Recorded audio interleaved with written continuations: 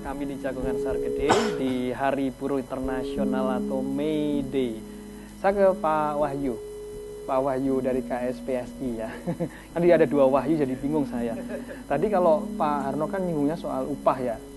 Pasti ya jadi yang utama itu jadi permasalahan ada upah. Ini kaitannya dengan KHL. Kalau di Solo sendiri ini sudah sesuai, sudah cukup begitu atau gimana? Kalau secara formal yang kita bicarakan mungkin dalam tanda kutip dikatakan sudah 100%.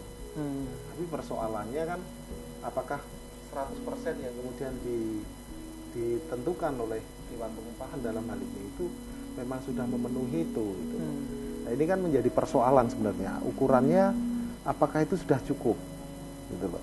Kalau kita sebagai buruh yang setiap hari memang masih jadi buruh, ya sesungguhnya nggak cukup gitu. Dengan angka 1,2 sekian juta itu untuk hidup di Solo susah banget mas.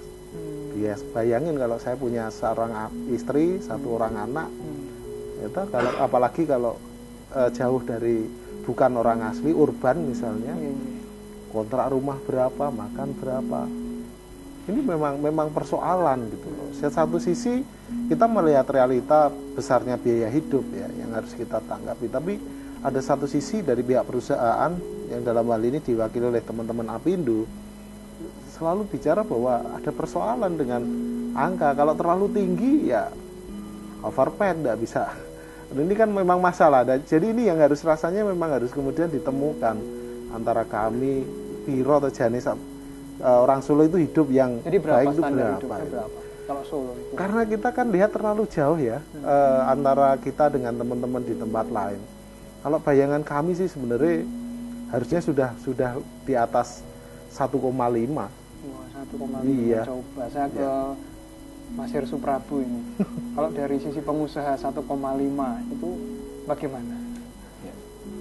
Menurut saya ini mas, jadi nyambung sampaikan ketua ini. Jadi buruh atau partner kerja ini dia sebuah teamwork ya, teamwork dalam sebuah perusahaan. Jadi kalau yang secara umum ya, kalau yang produksi memang agak sensitif ya, dalam arti padat karya. Tapi kalau perusahaan yang sekarang mungkin di sektor jasa, sektor yang lain sudah mulai menerapkan manajemen modern, di mana situ memang pekerja bukan buruh ya mas, pekerja itu bisa mendapatkan upah lebih dari standar asal produktivitasnya tinggi kan seperti itu. Jadi mati di situ memang contoh saja mungkin di beberapa perusahaan teman-teman di Apindo itu kan ada beberapa yang usaha itu mereka memang ada UMR, ada batasan, tapi kita juga ada memberikan kesempatan pada pekerja untuk bisa mendapatkan nilai lebih. Dan di sini memang memberi peran bahwa dalam sebagai partner kerja tadi, jadi bukan semata-mata hanya sebagai buruh dalam arti mau bekerja hanya dihitung jam dan sebagainya, tapi mereka juga bisa memberikan kontribusi baik itu pemikiran, ide-ide, kemudian juga bisa menyebabkan perusahaan akan memberikan profit lebih. Nah, profit lebih ini mestinya nanti akan kita sharing ke para pekerja. Nah, mestinya perlu dikembangkan ke depan bahwa pekerja ini sebagai salah satu stakeholder di sebuah perusahaan. Jadi bukan konsepnya harus kita ubah paradigmanya, tadi sudah disampaikan oleh Bu Ketua. Jadi memang sebagai partner kerja.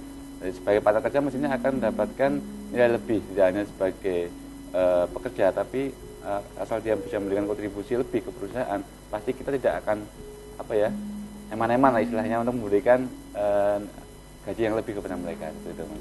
Jadi mestinya ini yang mindset baru ini, konsep baru ini yang perlu dan saya rasa di perusahaan-perusahaan di Solo terutama yang sektor jasa sudah mulai ke sana.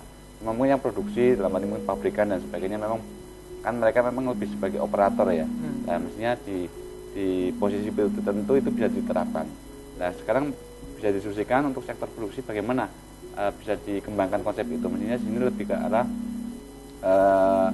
produktivitas dari sebuah pekerja tadi. Mestinya kalau produksinya bisa ada mencapai target, mestinya ada nilai lebih kan seperti itu. Jadi yang ini perlu dibikin konsep agar benar-benar mereka bisa kontribusinya jelas. Ya dengan mungkin parameternya UMR mereka hanya mendapatkan produktivitas misalnya sekian persen dari produktivitas. Kalau lebih dari produktivitas mestinya bisa diberikan semacam nilai tambah dari mereka sehingga benar-benar kontribusi mereka juga ada bagi perusahaan, dan perusahaan juga maksudnya karena meningkatnya laba, maksudnya juga harus di sharing ke para pekerja tadi. Ya. Kalau dari sisi hidup KHL-nya, pengupahannya bagaimana? Ya, kalau hidup layak itu kan memang kalau dari sisi pengusaha bagaimana? Kita pengennya sama ya Mas, kita juga sama-sama, entah itu pekerja, entah pengusaha itu kan juga kebutuhannya hampir sama sebenarnya, cuma tinggal itu kebutuhan itu kan relatif ya, tapi kalau kebutuhan pokok untuk makan, untuk sekolah, untuk pendidikan, untuk kesehatan memang kalau menurut saya sekarang perlu ditingkatkan ya, perlu ditingkatkan karena memang biaya kan hal ya Mas Darno ya, meningkat, kemudian kesehatan tadi, pendidikan lah. Tentunya memang saya sepakat bahwa kalau untuk bicara KHL kita tidak bisa hanya bertumpu pada sistem pekerjaan tadi, tapi benar ada peran serta tangan pemerintah untuk ikut memberikan kontribusi ya tadi ya, sarana prasarana, kesehatan, pendidikan, karena kalau itu dibebankan kepada pengusaha untuk memenuhi kebutuhan itu tentu akan ada ketimpangan, karena bagaimanapun perusahaan ini kan ada hitung-hitungannya ya. Jadi kalau memang mungkin masih perlu tingkatkan, cuma memang harus ada campur tangan pemerintah sehingga tidak serta-merta semuanya dibebankan kepada konsep antara pekerja dan pengusaha, tapi itu juga simultan dari pemerintah, misalnya pendidikannya, kesehatannya, ya. Dan lain sebagainya. Mungkin Mas Wahyu bisa menambahkan dari Dewan Pengupahan gitu. Ya. Monggo. Ya, jadi kalau sebenarnya kalau bicara tentang KHL itu kan jaring pengaman sosial ya. Jadi mau tidak mau itu adalah hitungan minimalnya ya. Tapi sebenarnya ke depan hubungan industrial ini harus melangkah lebih maju ya. Jadi kalau kita bandingkan, kalau tadi rekan saya Mas Harno ini berbicara bahwa upah kita itu masih murah. Sedangkan kalau kita bandingkan, kalau beliau bilang di luar negeri kita pakai yang di Cina ya, itu upahnya lebih tinggi. Karena tapi mereka bisa jual barang keluar ekspor itu dengan harga lebih murah. Karena apa? Produktivitasnya Mas. Jadi output harga per unitnya itu dia lebih murah ketika diproduksi di Indonesia. Karena apa? Sudah UMK-nya tinggi kalau di China ya, tapi outputnya itu dia lebih banyak, sehingga kalau harga per unitnya itu mereka dapat bisa berkompetitif, murah ya. Nah, ke depan ini juga yang perlu masalah upah ini. Jadi ditolak ukurnya adalah ketika dalam biaya produksi ini kita hitung kosnya per unitnya itu bisa murah. Ini kan sekali lagi adalah produktivitas pekerja ini mulai harus kita tantang ini.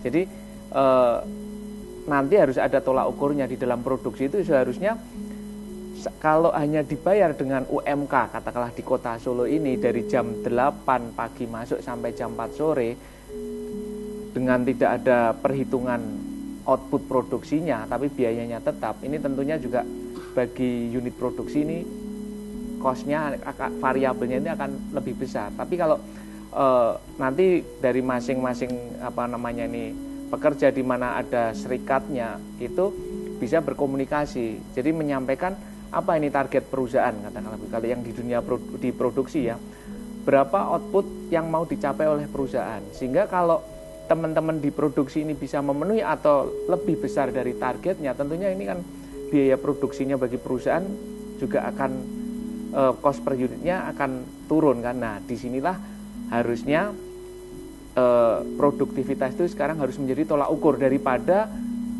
tolak ukurnya adalah KHL. Oke. Saya kira itu. Yes. Ada